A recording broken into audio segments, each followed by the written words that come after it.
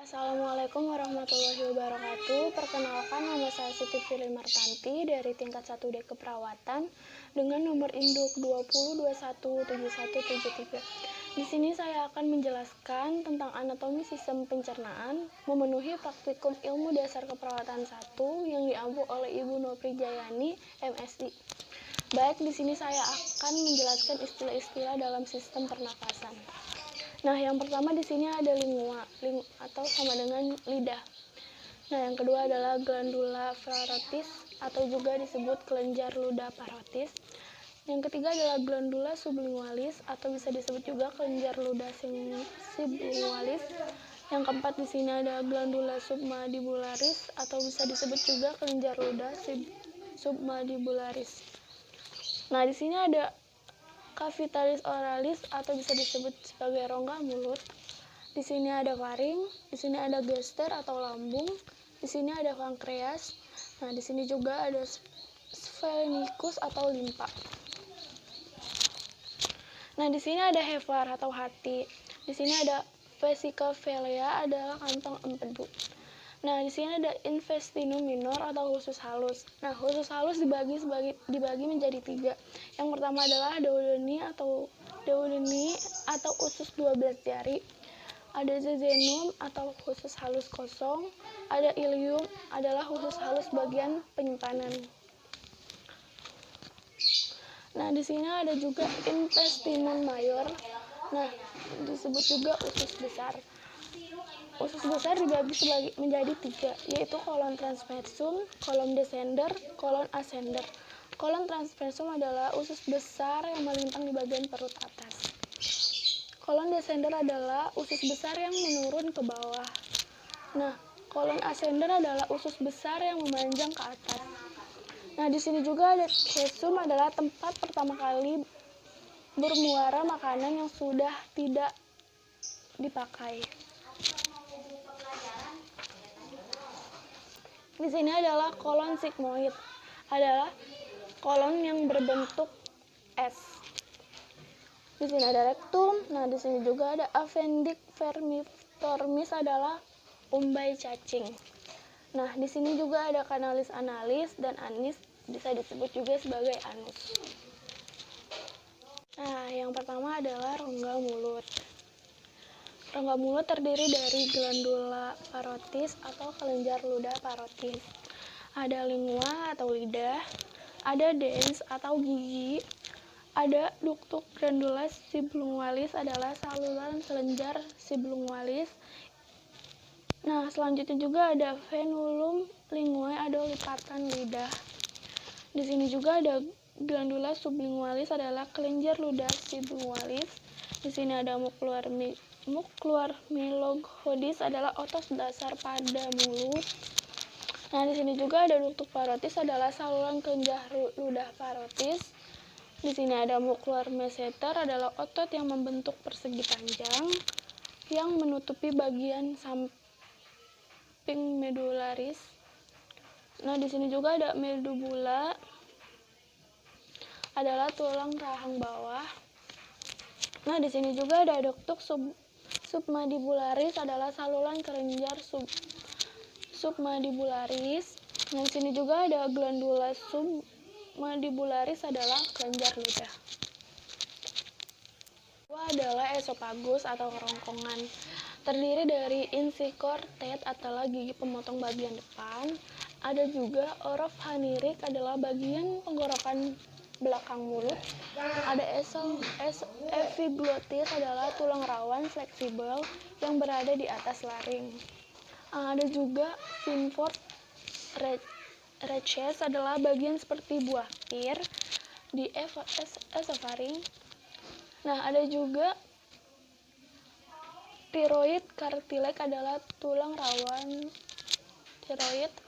Ada juga cricoid cartilage adalah tulang rawat cricoid. Nah, ada juga cricopharyngeus muscle adalah otot yang terletak pada esofagus. Ada trakea, ada aorta adalah pembuluh darah arteri besar. Ada juga left main bronchus adalah bronkus bagian kiri. Nah, ada diafragma, ada fundus of stomach. Nah, ada juga aorticontistic adalah perletakan di aorta di esophagus. Ada juga interior esophagus fissure adalah bagian katup bawah di esophagus. Itu disebutnya inferior esophageal sphincter. Tiga adalah lambung. Lambung terdiri dari kardia, adalah katup yang mengunci lambung dengan esophagus di bagian atas. Nah, di sini juga ada fundus verticuli adalah bagian dasar lambung. Ada juga serosa atau jaringan ikat pelapis luar lambung. Ada corpus, badan lambung. Ada rugae, mucola, jut-jut dan dari lambung. Nah, di sini juga ada esophagus Di sini ada esophagus. Nah, setelah itu ada otot yang membantu pergerakan makanan di lambung, terdiri dari 3, yaitu muscular longitudinalis, muscular circular, muscular obliquus. Muscular longitudinalis adalah otot yang memanjang pada lambung. Muscular circular adalah otot yang melingkar pada lambung. Muscular obliquus adalah otot yang menyamping pada lambung. Nah, di sini juga ada curvatur minor gratis adalah bagian lengkung kecil lambung. Nah, ada juga curvatur major gratis adalah lengkung besar pada bagian lambung. Nah, di sini juga ada pylorus adalah muara dari lambung untuk masuk ke usus halus. Nah, di sini juga ada duodeni, di sini juga ada sphincter pyloritus adalah katup yang ada pada ujung bagian bawah lambung. Di sini ada canalis pyloricum adalah saluran muara pada lambung. Di sini juga ada antropyloricum adalah rongga melebar yang ada pada bagian bawah lambung. Keempat adalah kantong empedu atau pankreas. Terdiri dari vesica valia adalah kantong empedu, dusuk hepaticus destra dan dusuk hepaticus sinistra adalah saluran yang akan bermuara ke hati melalui sebelah kiri, dan dusuk hepaticus sinistra adalah saluran yang akan bermuara ke hati melalui sebelah kanan. Nah, di sini juga ada dusuk hepaticus communis adalah saluran yang muaranya ke hati.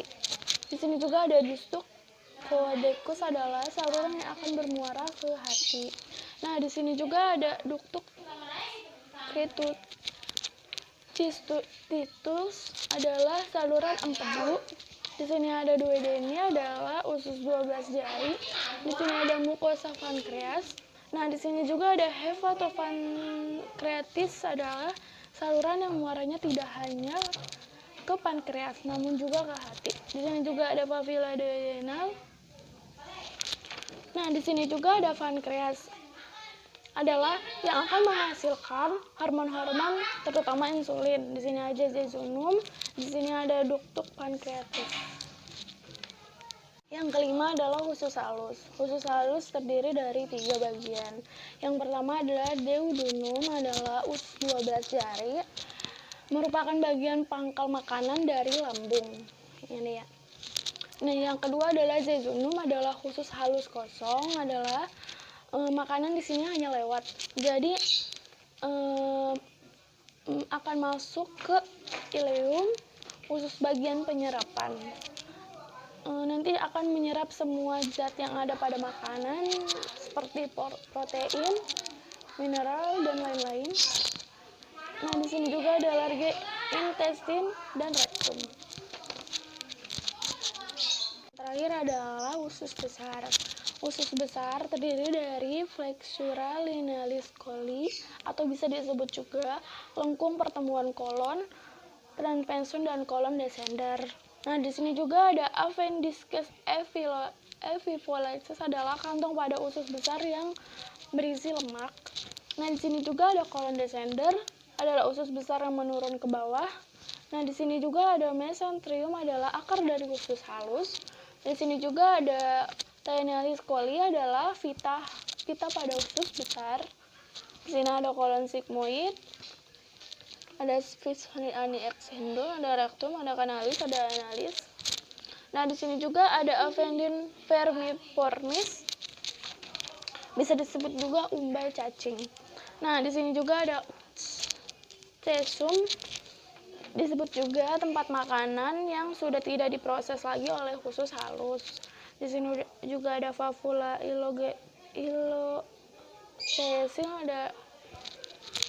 Nah, di sini juga kalau ada kolom ascender. Di sini ada kolom ascender, usus besar yang memanjang ke atas. Nah, kolon ascender terbagi menjadi dua, yaitu haustrum dan ilium. Adalah kantong pada usus besar, fungsinya itu menyerap air pada sisa makanan. Di sini juga ada arteri mesenterica, bisa disebut juga pembuluh arteri usus halus bagian atas. Di sini juga ada transversum, adalah usus besar yang melintang di perut atas.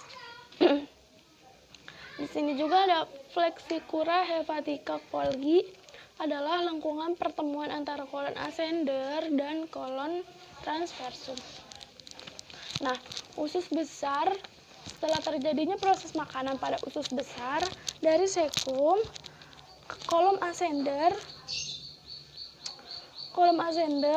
terus ke kolom transversum, ke kolom descender, dan lalu akan turun ke kolon, dia akan turun ke kolom sigmoid. Makanan akan ditahan dan atau disimpan di rektum. Setelah itu dikeluarkan melalui kanalis analis atau anus.